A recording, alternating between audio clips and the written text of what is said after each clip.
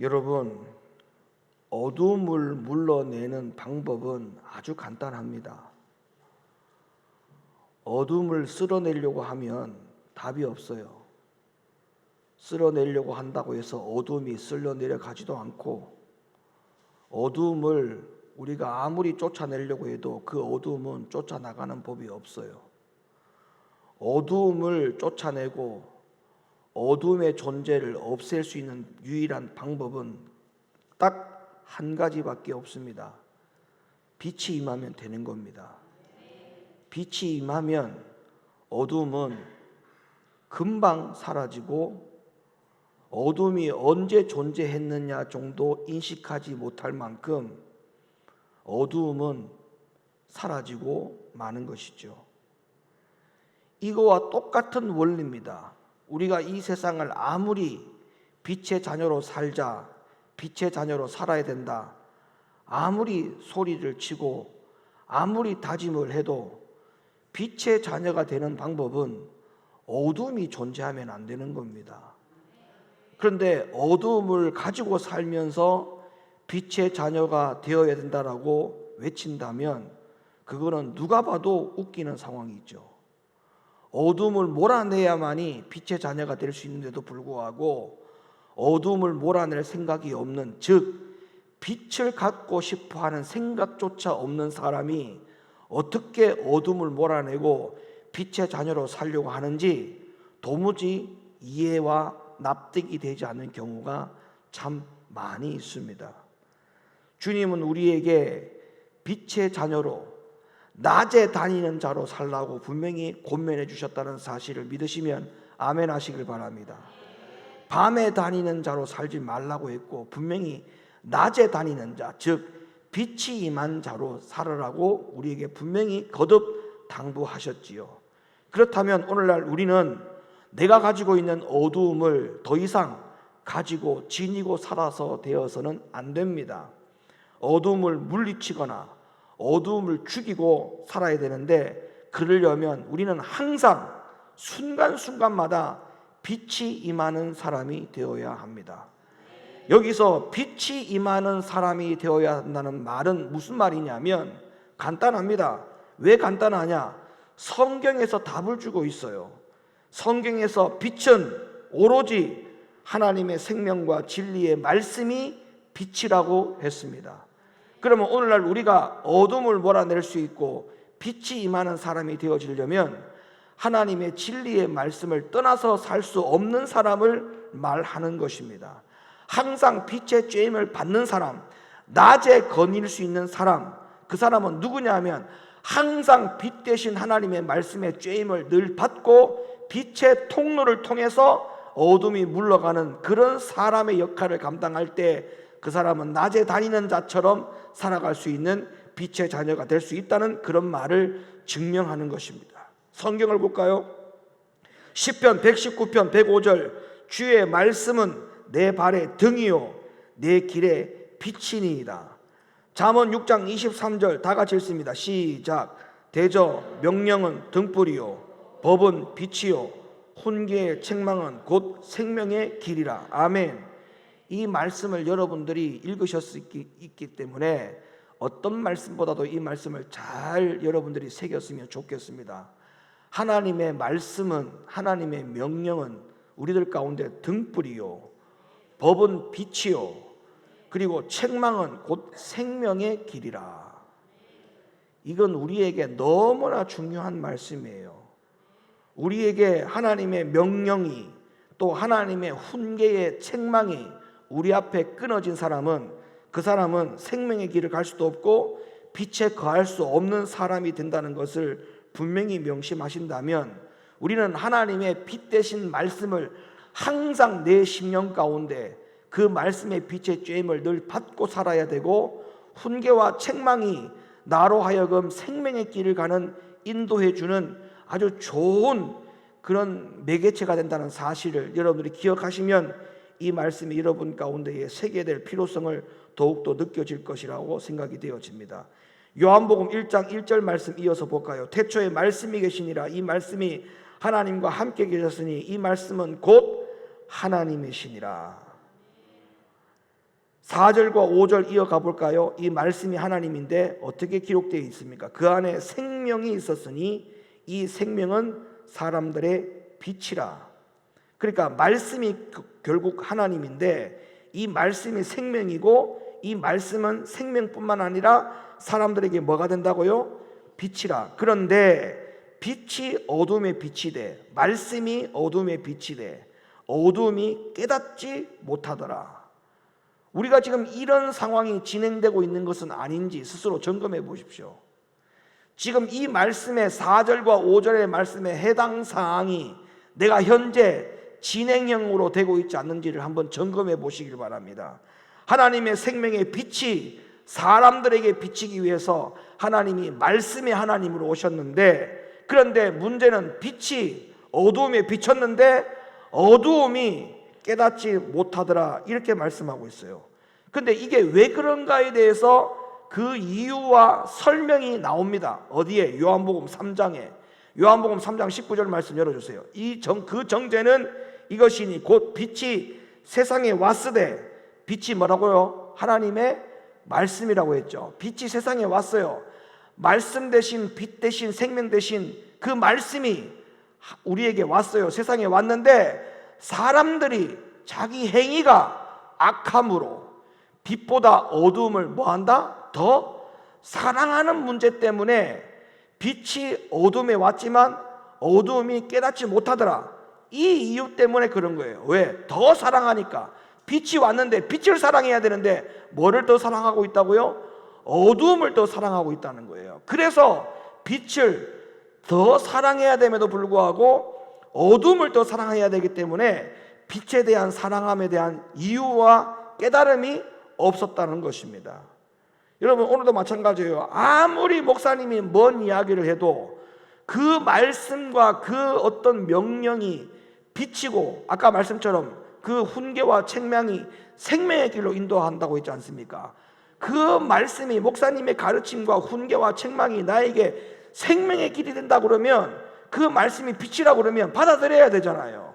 근데 왜 안 받아들여진다고요? 기존에 가지고 있는 뭐를? 어두움을 뭐 하기 때문에? 사랑하고 있기 때문에. 이 어두움을 하나님의 말씀, 지금 나에게 주시는 그 훈계와 책망보다 더 사랑하고 있기 때문에 빛을 깨닫지 못하는 거예요. 하나님의 말씀을 깨닫지 못하는 거예요. 이게 우리들의 삶에 계속적으로 반복되고 있다는 상황을 여러분들이 한번 점검해 보기를 바랍니다. 이건 너무나 안타까운 일입니다. 너무나 안타까운 일이에요. 왜 안타까운 일이냐?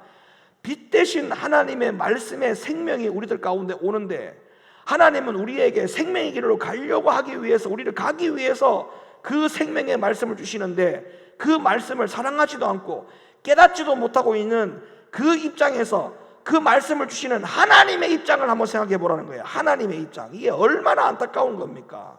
하나님의 입장에서 한번 생각해 보라는 거예요. 그 다음 보세요.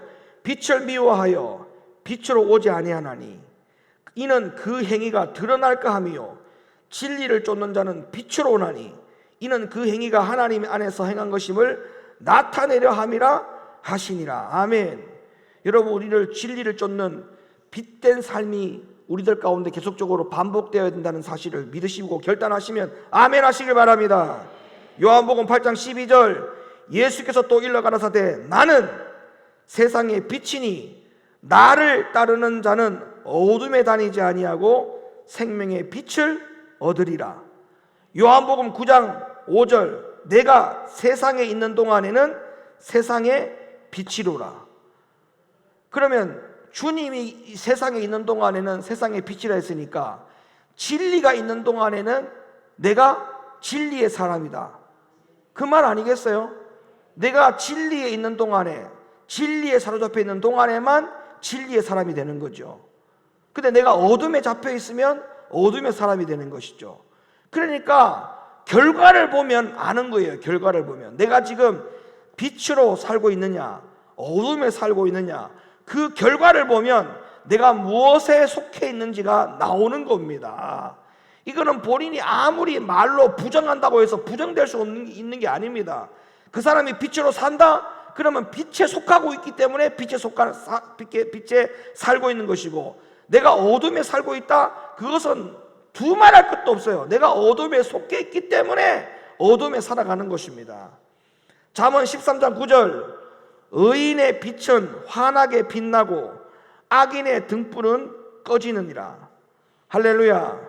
여러분, 이게 무슨 말이에요? 교회 안에 진리의 빛이 꺼져야 되겠습니까? 꺼지지 말아야 되겠습니까? 꺼지지 말아야 돼요.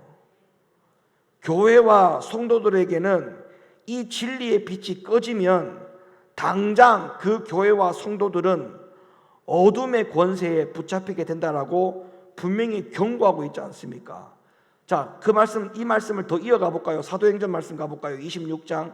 자, 그 눈을 뜨게 하여 어두움에서 빛으로 사단의 권세에서 하나님께로 돌아가게 하고 죄사함과 나를 믿어 거룩게 된 무리 가운데 기업을 얻게 하리라 하더이다. 자, 보세요. 눈을 뜨게 해서 어둠에서 빛으로 사단의 권세에서 하나님께로 돌아가게 하고, 이게 지금 정상적인 궤도입니다. 근데 이게 역행으로 가는 사람이 있단 말이에요. 역행으로. 오히려 빛이 어둠이 아니고 어둠이 빛으로 바뀌고, 어둠이 장악해서 빛이 물러가게 하고, 그 다음에 사단의 권세가 강해서 하나님의 권세가 물러가게 하고, 이런 상황이 벌어지고 있다면 이게 여러분 신앙생활 도대체 이게 정상적이라고 말할 수 있는 겁니까? 믿음 생활이 이게 정상적입니까? 이런 생활을 하면서 하나님께로 돌아간다고요? 생명의 길로 들어갈 수 있다고요? 그런 말도 안 되는 주장이 어디 있습니까? 여러분 보세요. 우리가 하나님의 이런 진리의 말씀이 모두 다 빛인데, 빛이 임하는 결과가 뭐냐? 어두움에서 빛으로.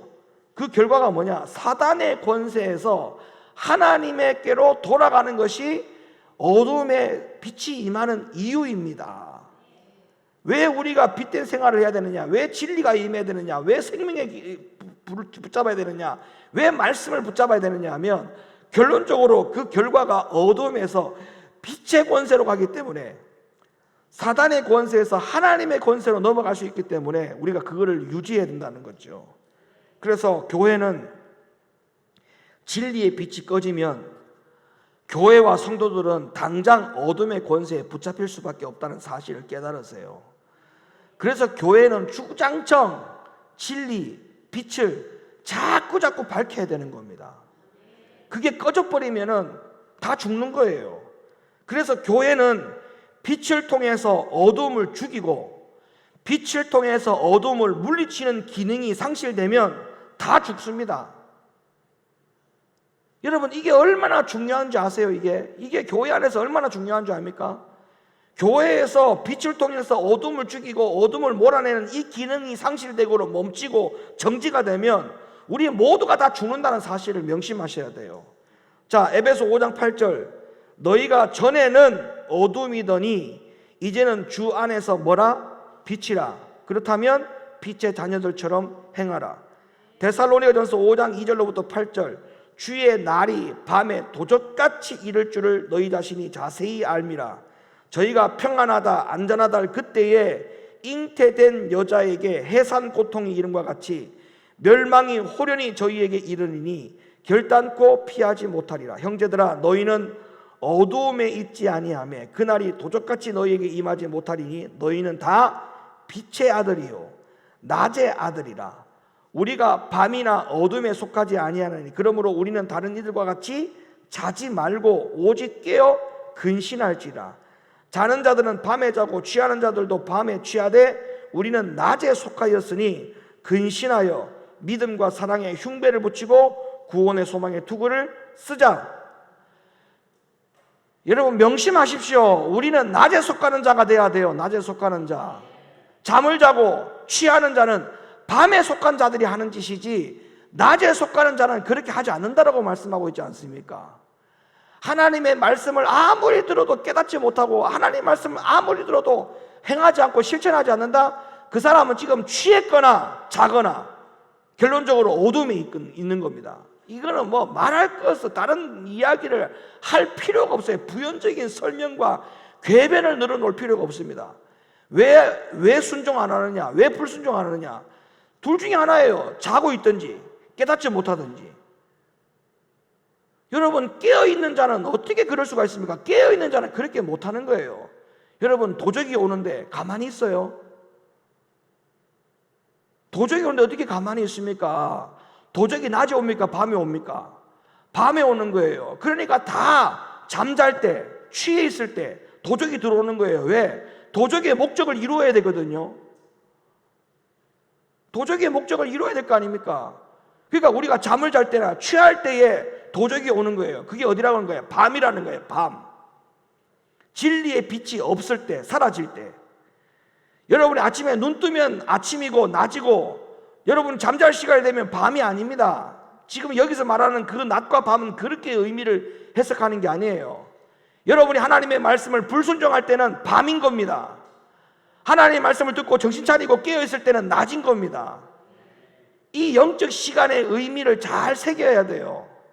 내 일상생활에 낮이 많으냐 밤이 많으냐, 스스로를 이 말씀을 듣고 점검해 보세요. 아니, 지금 내가 낮이냐 내가 지금 밤이냐, 현재 내가 지금 예배당에 내 몸이 와 있는데 이 몸이, 내가 예배당에는 와 있지만 내가 지금 낮에 예배 드리는 자냐 밤에 예배 드리는 자냐, 이런 것들을 점검하지 않는다면 오늘 여러분들이 이 신앙생활 가운데 여러분이 큰 기회를 놓치는 거 많은 겁니다. 베드로전서 2장 9절, 오직 너희는 택하신 족속이요 왕같은 제사장들이요 거룩한 나라요 그의 소유된 백성이니 이는 너희를 어두운 데서 불러내어 그 기이한 빛에 들어가게 하신 자의 아름다운 덕을 선전하게 하려 하심이라. 요한일서 1장 7절, 저가 빛 가운데 계신 것 같이 우리도 빛 가운데 행하면 우리가 서로 사귐이 있고 그 아들 예수의 피가 우리를 모든 죄에서 깨끗하게 하실 것이요. 아멘. 예수님의 피조차도 예수님을 믿으면 그냥 다 그 피의 공로의 값이 돌아가는 게 아니고 여기에 분명히 조건을 달아놨지 않습니까? 빛에 거할 때에 그게 가능하다는 거예요. 예수님의 피값에 대한 공로조차도 그냥 다 핏부림이 되는 게 아니고 주의 진리 가운데 살고자 하는 자에게 주의 피값에 대한 공로의 핏부림이, 보혈의 은혜의 능력이 임하게 된다는 사실, 여러분 명심하시기를 바랍니다. 누가복음 11장 35절, 그러므로 네 속에 있는 빛이 어둡지 아니한가 보라. 온몸이 밝아 조금도 어두운 데가 없으면 등불의 광선이 너를 비출 때와 같이 온전히 밝으리라 하시니라. 스스로를 좀 제발 좀 살펴보라는 거예요. 스스로 말씀 열어놓으세요. 네 속에 있는 빛이 어둡지 않은가를 보라는 겁니다. 네 속에 있는 빛이 어둡지 아니한가 보라. 네 속에 있는 빛이 어둡지 아니한가 보라. 네 온몸이 밝아. 네 온몸이 밝아 조금도 어두운 데가 없으면, 이렇게 하라는 거죠. 온몸이 밝아야 된다는 겁니다. 조금도 네 몸에서 어두운 데가 있으면 안 된다는 거예요. 온몸을 다 밝히라는 거예요. 온몸을 구석구석 다 밝혀놓으라는 겁니다. 선테나라는 말이 아니에요.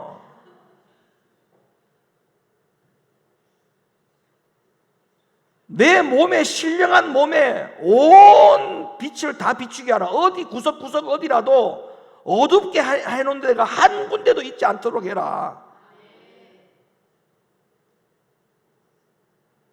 그렇다면 교회는 어떤 곳입니까? 하나님의 말씀이 있는 곳이죠. 교회는 어떤 사역을 하는 곳입니까? 말씀 사역하는 곳이죠. 그럼 여기가 빛된 장소입니다. 빛된 장소. 결론적으로 빛된 장소란 말은 어두움을 죽이고 어두움을 쫓아내는 역할을 하는 곳이 어디다? 교회라는 겁니다. 교회. 그럼 봐봐요. 잘 생각해 보세요. 여러분들이 교회 생활을 한다는 말은 빛된 생활을 한다는 작정과 같은 거예요. 빛된 생활을 하겠다고 결심하는 것과 같은 거예요. 그 다음에 다른 말로 말하면 어둠을 죽이고 어둠을 몰아내는 역할을 하는데 여러분이 동의하고 계신 거예요. 교회 생활을 하고 있는 동안에는. 그렇다면 어둠을 죽이고 어둠을 몰아내는 이 일에, 교회가 하는 사역에 내가 동의하고 지금 교회 생활을 하고 있다면 여기에 여러분들 어떻게 해야 돼요? 1조를 해야 돼요. 1조. 교회가 하나님의 말씀을 전하는 곳이고 여기가 말씀이 진리라면 이 진리와 말씀을 통해 가지고 빛이 임하는 곳이고, 빛이 왜 임하느냐, 이걸 통해 가지고 교회든 성도들인 간에 여기 오는 모든 이들이 다 어둠을 쫓아내고 어둠을 죽이는 역할을 하는 곳이 교회인데, 이 교회에서 우리가 신앙생활을 하는 이상 이 일에 우리가 뭐 해야 돼요? 같이 일조해야 하고 동조해야 되는 겁니다. 그러면 어둠을 죽이고 어둠을 몰아낸다는 말은 결국적으로 뭐예요? 내 모든 심령에, 내 모든 영혼에, 내 모든 마음의 상태, 내 모든 정신의 상태에 영적인 어둠을 몰아내고 죽이는 이 일에 여러분들이 뭐 해야 돼요? 함께 적극적으로 동조해야 되는 거예요. 그럼 여기에 동조라는 말을 할 때 제가 무슨 단서를 걸 것 같습니까? 아멘하라는 말일까요? 아멘 한다고 해서 여러분이 이게 동조하는 게 아니에요. 그럼 여기에 보세요. 교회가 이 어둠을 물러내고 어둠을 죽이는 이 사역을, 이 하는 일에 여러분이 동조하는 역할이 제일 중요한 게 어떤 역할일까요?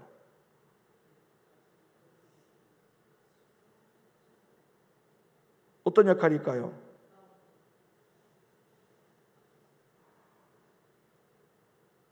이 말씀을 전하고 가르치는 자의 말을 순종하고 들어주는 것이 여기에 동조하는 겁니다.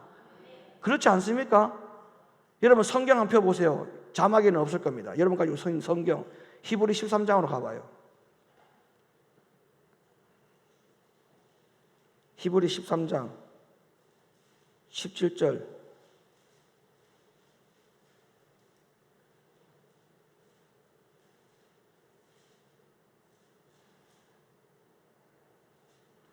히브리 13장 17절 시작.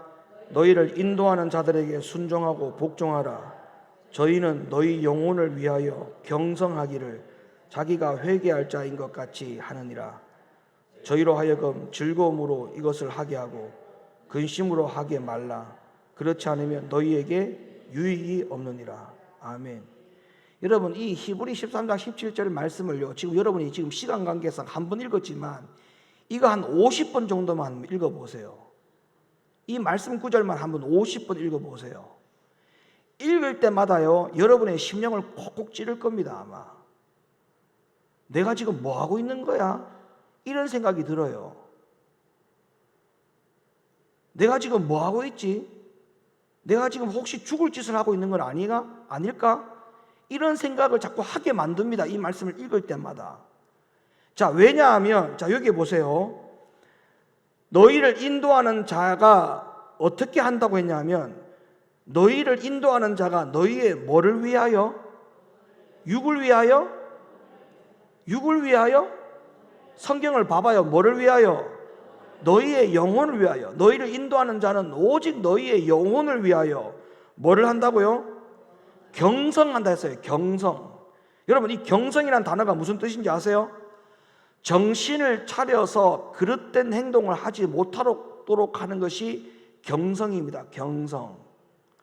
정신을 차려서 그릇되고 잘못된 행동을 하지 못하도록 하는 것, 이게 경성이에요. 그래서 결론적으로 깨우친다는 거예요. 근데 이거를 어떻게 한다고 했냐면, 이거를 그냥 타이르는 게 아니에요. 타이르는 정도의 경성이 아니에요. 이 경성의 농도가 어디까지냐면 회개할 자인 것 같이 경성한다고 했어요. 회개. 이거 뭐예요? 셈을 한다는 거 아닙니까? 셈. 예? 이거 주의 종이 뭐 한다는 거예요? 셈을 한다는 거예요. 다시 말하면 판결을 한다는 겁니다. 판결. 재판을 한다는 거예요. 지금 그 말이에요. 최종적인 승인을 내린다 이 말입니다. 최종적인 승인. 회개라는 말을 하고 있잖아요. 경성을 어느 정도까지 하느냐? 마치 자기가 회개할 자인 것 같이 하겠다 이 말은 아닙니까? 근데 이렇게 하는데 결국 뭘 하는 거예요? 그걸 하는 것을 즐거움으로 이것을 하게 하고, 이렇게 해서 즐거움으로.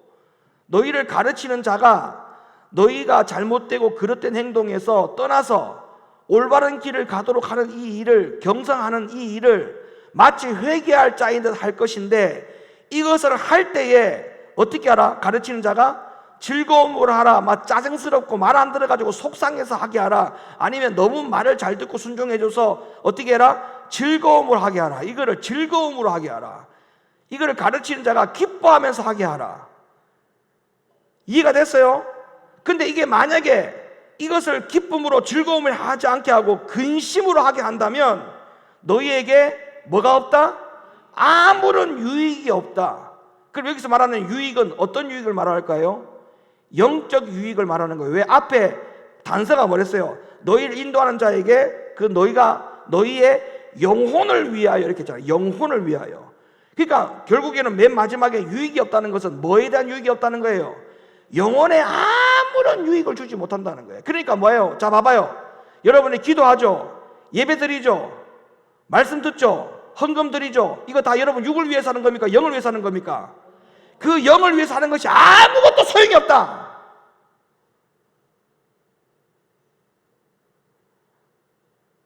아무 소용이 없다. 기도 100날 하고 아무리 예배 100번 1000번 드리고 1000번째 작정을 드리고 뭔 수를 써도 영적 유익이 없다. 뭐 때문에? 너희를 가르치는 자의 순종함을, 그거를 가르치는 자가 기뻐하면서 즐거움으로서 하게 해야 되는데 근심하게 해가지고 너희에게 그 결과물은 아무런 유익이 없다.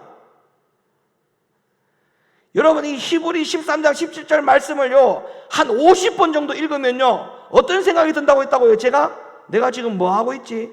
이게 지금 내가 지금 살 짓을 하고 있는 거야? 죽을 짓을 하고 있는 거야? 여기에 대한 판단이 선다라고 했던 이유가 바로 이것 때문에 그런 거예요.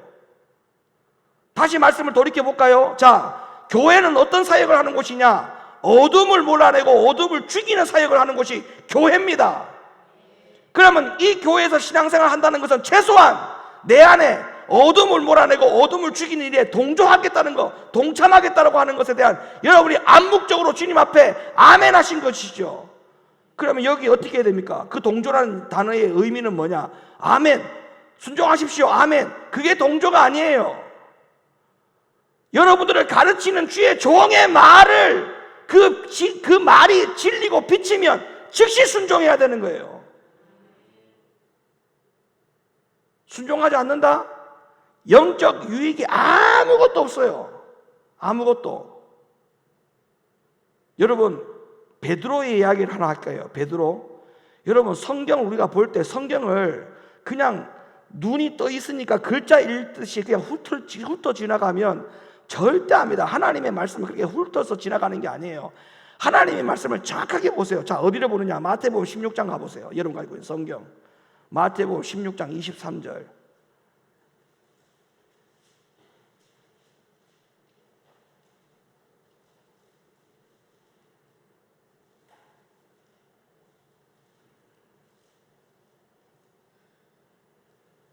마태복음 16장 23절.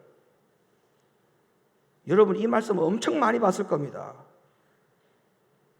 자, 읽어봅시다. 시작. 예수께서 돌이키시며 베드로에게 이르시되 사단아, 내 뒤로 물러가라. 너는 나를 넘어지게 하는 자로다. 네가 하나님의 일을 생각하지 아니하고 도리어 사람의 일을 생각하는도다 하시고. 아멘. 자, 이 말씀 여러분 많이 봤던 말씀이죠. 얼마나 많이 봤습니까? 이 말씀 많이 봤죠. 자, 여러분이 이 말씀 가운데 여러분이 항상 머릿속에 남는 건 어떤 말씀이 머릿속에 남아있죠? 사단아, 내 뒤로 물러가라. 이 말씀이 거의 다가 머릿속에 많이 남아있죠. 예수님이 잡혀가는 십자가의 그 길을 베드로가 막아섰지 않습니까? 그리고 자기가 확신했지 않습니까? 누가 예수님을 잡으러 온단 말입니까? 결코 그런 일이 없을 것이라고 하는 확신을 했지 않습니까? 사람의 생각을 이야기한 거예요. 사람의 생각을. 그럴 때에 예수님 베드로에게 칭찬한 게 아니고 오히려 책망을 했죠. 책망하는 이 부분에 대한 장면 가운데 여러분이 머릿속에 가장 오랫동안 남는 말씀이 뭐냐 하면 사단아, 내 뒤로 물러가라. 이 말씀이 머릿속에 가장 제일 많이 남지 않습니까? 근데 이 말씀에서 제일 중요한 부분이 그게 아니에요. 이 말씀에서 제일 중요한 게 뭔지 아십니까? 나를 넘어지게 하는도다. 이 말씀이 제일 중요합니다. 나를 넘어지게 하는도다. 여러분, 지금 베드로가 예수님을 넘어지게 하는 자였습니다. 넘어지게 하는 자. 그래서 예수님이 화가 난 거예요. 내가 지금까지 광야 40일 동안 금식하고 모든 마귀의 유혹과 사단의 권세에서 내가 이기고 돌아왔는데 내가 이 십자가의 길을 가야 되는 것이 나의 뜻이 아니고 아버지의 뜻이기 때문에 내가 이 길을 이루어야 되는데 네가 사람의 생각을 통해서 내 일을 막는다고? 그걸 주님이 책망한 게 아니라 왜 니까지 나를 넘어지게 하느냐? 나를 넘어지게 하느냐? 사단이 나를 넘어뜨리려고 해서 그 사단의 권세를 내가 다 이기고 왔는데 어떻게 네가 제자라고 하는 직분을 가지고 있는 네가 수제자인데 어떻게 수제자인 네가 나를 넘어지게 하려고 하느냐? 이 말이죠. 그럼 오늘날 보세요. 여러분들이 잘 들으세요.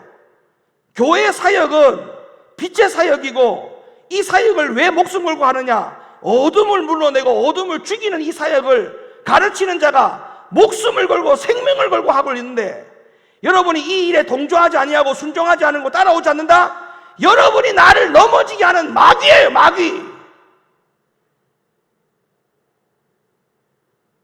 성경을 똑바로 보세요. 성경을 똑바로 제발.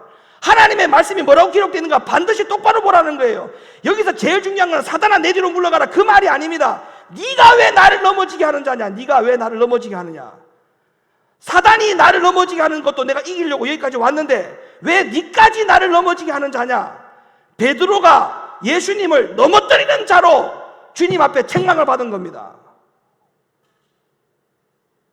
그러면 영적 유익이 아무 유익이 없다는 그 말이 한 걸음 더 나아가서 유익이 없는 정도가 아니고요. 그 성도는 목사를 넘어지게 하는 자입니다. 넘어지게 하는 자.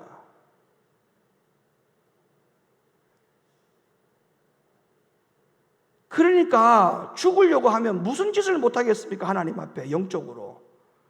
예?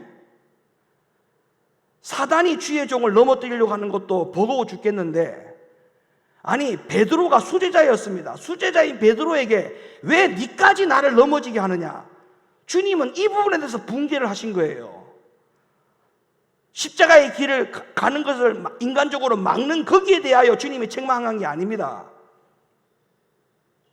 그러니까 영적 유익이 너희에게 아무런 유익이 없느니라고 하는 그 말에 대한 의미는 여러분이 아무리 기도 많이 하고 아무리 성경을 많이 보고 아무리 교회에 헌신 봉사 충성 많이 하고 거기에 대해서 하나님이 인정해주고 여러분 보상받아야 될 거 아닙니까? 그게 모든 게 다 도루묵이에요. 말짱 도루묵이야. 여러분 주변에 한번 잘 보세요.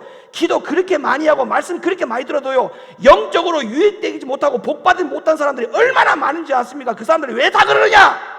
주의 종의 말에 순종 안 해서 그런 거예요. 가르치는 주의 종의 마음을 즐겁게 하지 못해서 그래요. 즐겁게 하지 못해서.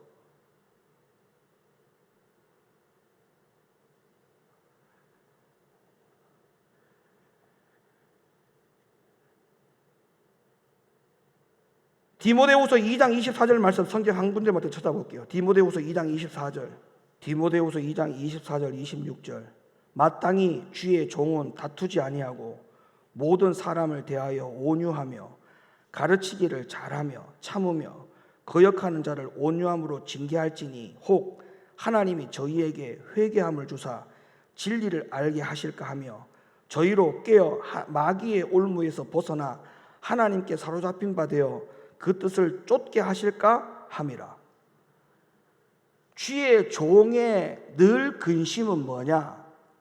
마귀의 올무에서 벗어나지 못해서 하나님의 온전한 뜻을 따라가지 못할까? 거기에 대해서 늘 염려하고 늘 근심하고 그렇게 조마조마하면서 사역하는 것이 목회자의 심정입니다.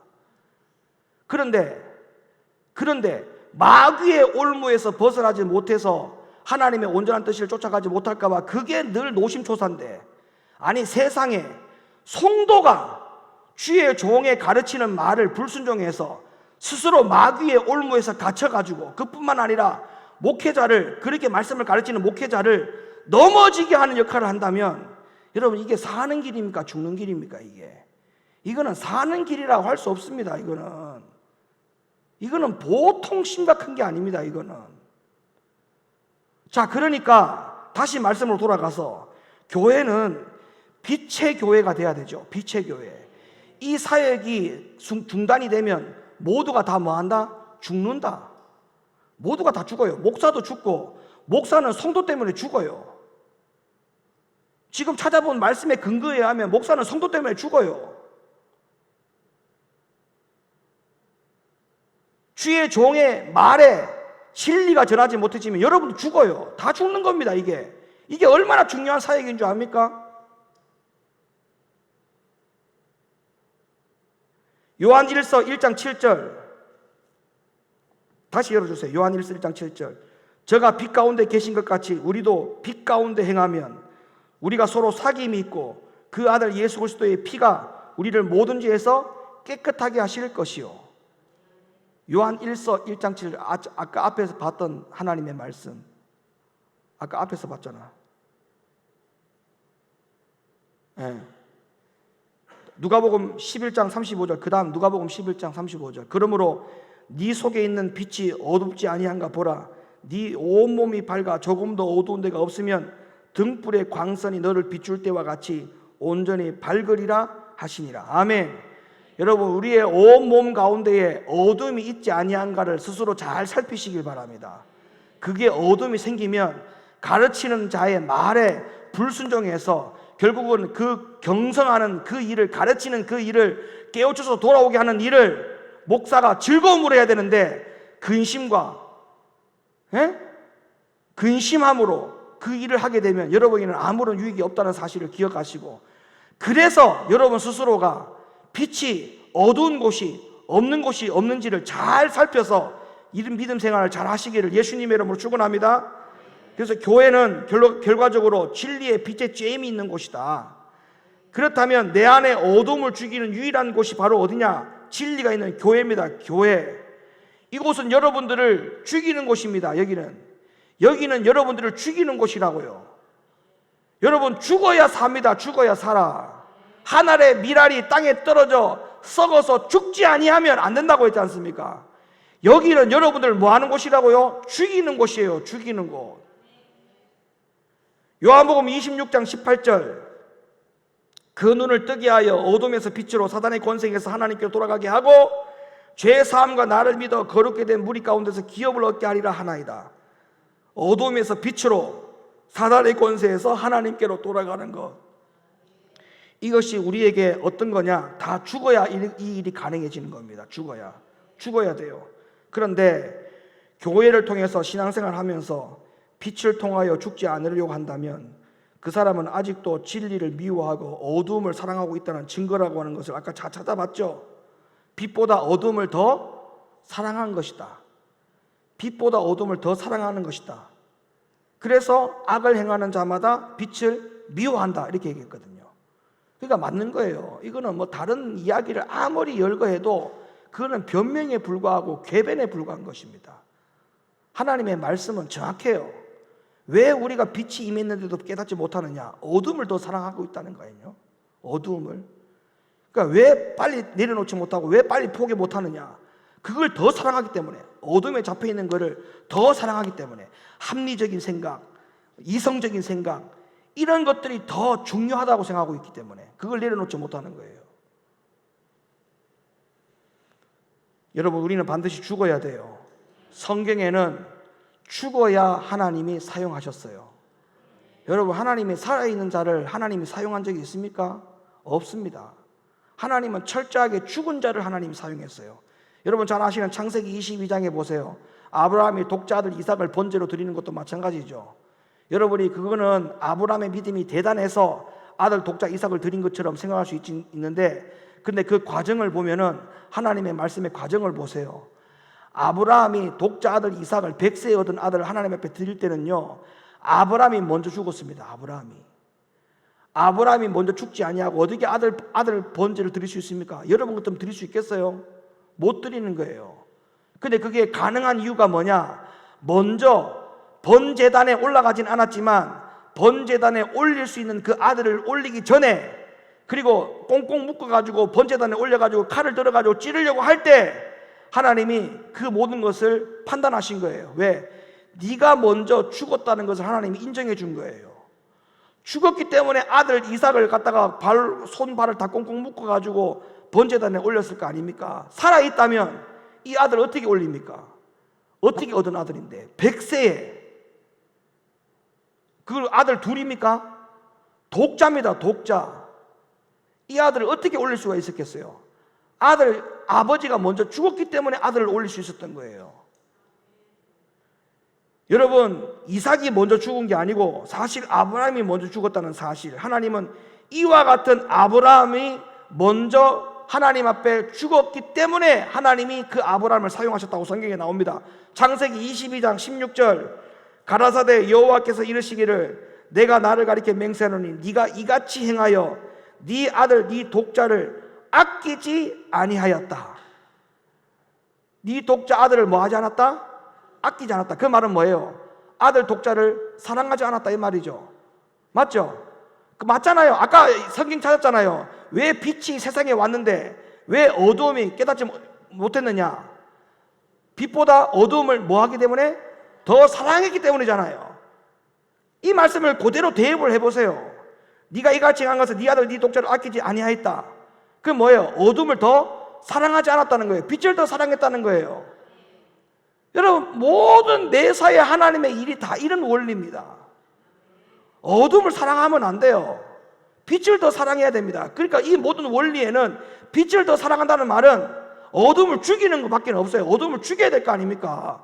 어둠을 죽이고 어둠을 물리쳐야 될 거 아니에요. 그래야 빛을 사랑할 거 아닙니까? 그러니까 어둠을 죽인다는 말은 내가 결국 죽어야 된다는 거예요. 내가 결국 죽어야 된다. 내가 죽어야 된다는 것을 의미하는 것입니다. 이게 연결되는 겁니다. 연결. 죽어야 된다니까요.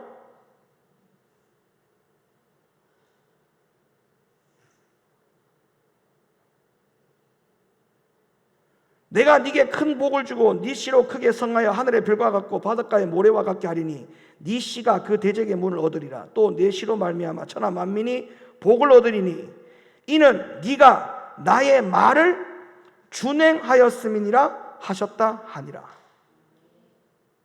빛을 더 사랑한 거잖아요. 나의 말을 준행한 거니까 이거는 빛을 더 사랑한 거 아닙니까? 어두움을 사랑하지 않고 빛을 더 사랑했어요. 자, 이 말씀을 빛과 어둠으로 똑같이 대입을 시켜서 만약에 아브라함이 어둠을 더 사랑했다면 아들 독자 이삭을 번제로 드릴 수 있었을까요? 죽었다 깨어나서 못 드립니다. 죽었다 깨어나서 못 드려. 만약에 여러분에게 아브라함 같은 시험이 온다 하더라도 여러분들도 순종할 수 있어요. 가능한 이유가 뭘까? 여러분들도 빛을 더 사랑하면 돼. 근데 봐봐요. 빛을 더 사랑했는데 어둠을 포기하고 빛을 더 사랑했는데 결과가 땅을 치고 하나님을 원망하는 결과가 나왔습니까? 아들 이삭을 그래 번제로 드렸는데 칼로 찌르려고 할 때 하나님이 그만두라 했지 않습니까? 칼로 찌르게 놔뒀어요 하나님이? 아니죠. 그러니까 여러분, 빛을 사랑하면 절대 손해보는 일이 있다 없다? 없다. 이걸 내가 포기하고 내려놓으면 큰 손해가 임할 것 같지만 그거는 우리 생각이고 우리 계산인 겁니다.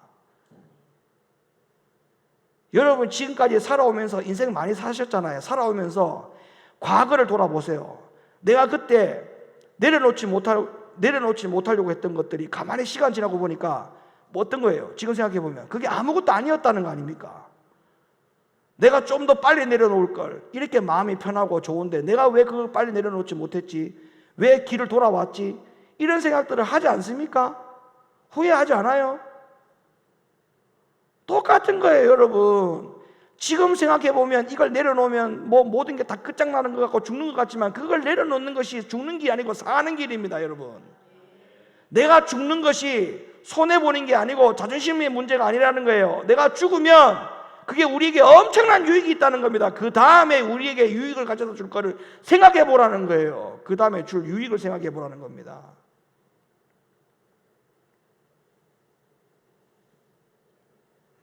오늘 본문 말씀 열어주세요. 요한복음 12장 24절. 내가 진실로 너희에게 이르노니 한 알의 밀이 땅에 떨어져 죽지 아니하면 한 알 그대로 있고 죽으면 많은 열매를 맺느니라. 여러분이 밀입니다. 여기서 말씀하고 있는 이 본문의 말씀에 한 알의 밀이, 오늘 이 본문의 말씀을 누가 주셨어요? 하나님이 주셨죠. 하나님이 누구에게 주셨어요? 나에게 주셨죠. 그러면 이 밀이 누구라는 거예요? 하나님이 네가 밀이다. 네가 오늘 이 말씀에서 네가 밀이다. 이거를 들어야 돼요. 이걸 들어야 돼요. 하나님이 나에게 밀이라고 가리키는 이 말씀을 들어야 돼요. 지금도 이 말씀이 안 들려요. 인정이 안 돼요. 그러면 여전히 여러분은 어둠을 더 사랑하고 있다는 증거입니다. 이 말씀을 봐도 전혀 마음에 흔들림이 없다. 아직까지도 어둠이 있는 겁니다. 어둠이 있는 겁니다. 이게 지금 밀이 누구냐? 하나님의 밀이 나예요, 나. 어떻게 요구하고 있는 겁니까? 제발 좀 죽으라는 거예요. 제발 죽으라. 죽으면, 썩어서 없어지면 그 밀이 많은 열매를 맺는다. 많은 열매를 맺는다.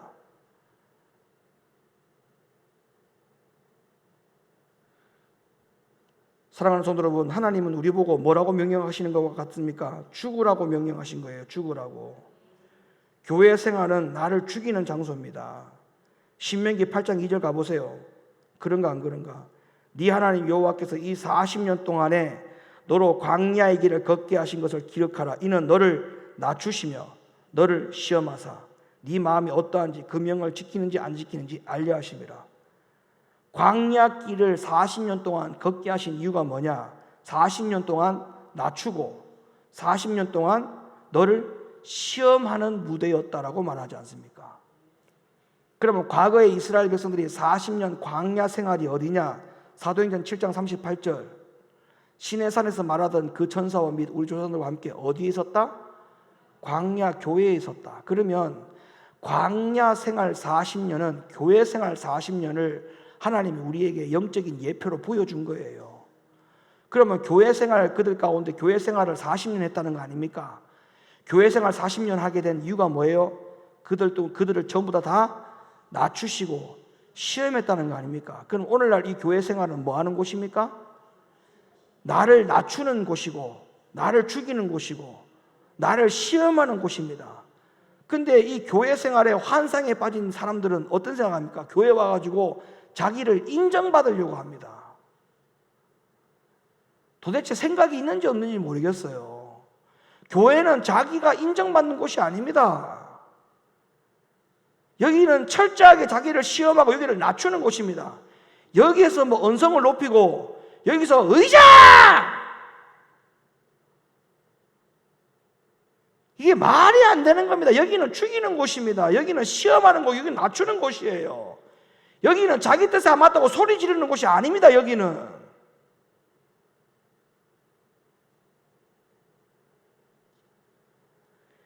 이 말씀을 정확하게 이해하려면 출애굽기 말씀을 봐야 돼요. 자, 출애굽기 8장 25절. 바로가 모세와 아론을 불러 이르되 너는 가서 이 땅에서 너희 하나님께 희생을 드리라. 어디서? 이 땅에서. 자, 이 땅이라서 이 땅. 26절. 모세가 가로되 그리하면 불가하나이다. 우리가 사흘 길쯤 광야로 들어가서 우리 하나님 여호와께 희생을 드리되 우리에게 명하신 대로 하려 하나이다. 28절. 바로가 가로되 내가 너희를 보내리니 너희가 너희 하나님 여호와께 광야에서 희생을 드릴 것이라 너무 멀리는 가지 말라. 자, 이 말씀을 정리하면 이런 거예요. 자, 바로는 모세에게 이스라엘 백성들을 다 데리고 간다고, 광야 교회로 간다고 하니까 바로가 하는 말이 처음에는 뭐라고 말합니까? 가지 말고 이 땅에서 네가 하고 싶은 거 해라. 이 땅이 어디입니까? 애굽이죠. 애굽에서 그냥 네가 하고 싶은 대로 너희 백성들과 함께 여기서 예배 드려. 내가 예배 드리도록 할게. 그랬더니 모세가 하는 말이 무슨 소리냐? 하나님이 절대 여기서 예배 드리라고 하지 않았다. 하나님이 나에게 명령하신 것은 이 백성들을 다 데리고 어디 가라? 광야 교회로 가서 예배 드리라고 했다. 모세가 이렇게 얘기하는 거예요. 그러니까 바로가 한 발짝 물러서는 겁니다. 그래? 좋다. 그러면 가라. 여기서 떠나서 가라. 가되 너무 멀리 가지 마라. 너무 멀리 가지 말라는 말을 다른 말로 말하면 광야 교회로 너무 깊숙이 들어가지 말라. 여러분, 오늘날 교회 생활을 깊숙이 들어가는 말의 의미가 뭘까요? 말씀으로 깊숙이 들어가는 말하는 거예요. 깊숙이 들어가라. 여러분, 빛의 쬐임이요 똑같은 거예요. 빛의 쬐임이 깊숙이 박히면 둘 중에 하나입니다. 회개를 하든지 변하든지 둘 중에 하나입니다. 손을 듭니다. 근데 이 빛의 쬐임이요, 빛의 이 찔림이 하다가 만 거 있죠. 왜? 하다가 만 거. 빛의 찔림이 깊숙이 박히면 악! 하고 차라리 죽는데 이게 그냥 죽지 않을 만큼 그냥 살짝 건드렸잖아. 건드리면 더 살합니다. 더 살아가, 더 바닥바닥 뜁니다. 더 바닥바닥 뜁니다. 예. 살라고 더 바닥바닥 뛰어요. 똑같은 거예요. 교회 안에 깊숙이 들어가는 말은 말씀의 찔림을 그냥 쿡 받아야 돼. 쿡 찔림을 받아야 되는데, 이게 찔리긴 찔렸는데 그냥 요 피부에 그냥 요 피부에 그냥 콕 찔러놓으면 그냥 더 찔린 것보다 더 소리 질러. 근데 죽일 듯이 찔린 사람은요, 소리도 안 질러. 그리고 바로 죽어. 그냥 죽죠. 근데 죽을 듯이 아니고 그냥 찔러 놓으면요, 마치 죽는 것보다 더 소리를 질러. 아프다고 생 난리를 핍니다. 이게 하나님의 말씀에 찔림 받는 것도 그래요. 하나님 말씀 찔림을요, 그렇게 그냥 깊숙이 쭉 받으면 그냥 죽어버려. 근데 말씀을 그냥 살짝 건드려 놔봐, 이거는 더 살라고 막 난리 핍니다. 막 눈 동그랗게 뜨고 자기 주장 더 강하고 할 말 안 할 말 다 합니다. 오늘 목사님 나를 갖다가 오늘 완전히 날 잡았네요. 나를 완전 죽이려고 오늘 날 잡았네요. 오늘 강단에서 완전히 날 잡았네. 나를 죽이려고 이렇게 오해하고 상상의 날개를 펴고, 누가 우리 목사님한테 또 저 말을 또 전달해갖고 또 우리 목사님 다 알게 하셨나부터 시작해가지고 온갖 상상의 날개를 다 펴니다. 이제 제가 분명히 누가 얘기했다, 목사님한테 찔렀다, 100% 찔렀다. 그러지 않고는 목사님 저걸 모를 텐데 어떻게 알았을까?